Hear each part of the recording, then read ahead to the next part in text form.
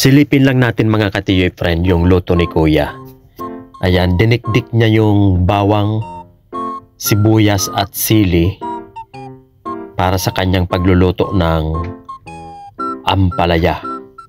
Naggisa po siya ng ampalaya mga kaibigan. So yun, habang dinidikdik na yung ingredients, naglagay din siya ng shrimp paste. Ayan, at isinabay din niya dyan sa pagdidikdik niya mga kaibigan.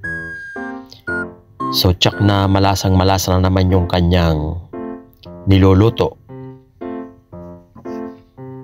Ayun, saktong-sakto na daw yan.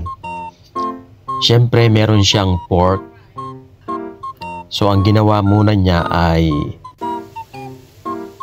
prinayin niya yan sa kawali. Yan. Hinalo-halo lang niya sa kawali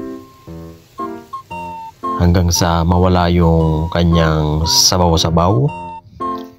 At sunod ay inilagay na niya mga katiyoy friend yung kanyang dinikdik na mga sangkap.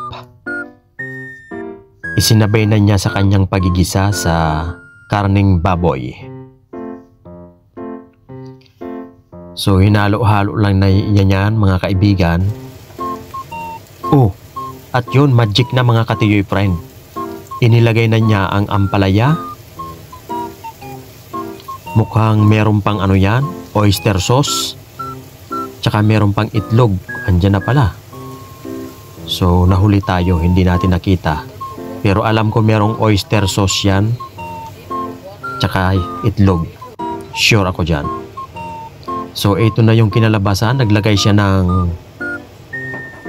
powder na ingredients. Siguro ko ano yun, ginisa mix or magic sarap. Yun, hinalo-halo niya mga kaibigan. So simple lang ang kanyang pakaluto ng ampalaya. So ito na, mukhang masarap mga katiyoy friend. Tamang-tama lang yung ampalaya, half cook lang. Oh, konting halo pa mga kaibigan. Yun. Oh, masarap nga. 'Di ba? Luto na daw 'yan. Oh. Yun, ang bango na. O siya.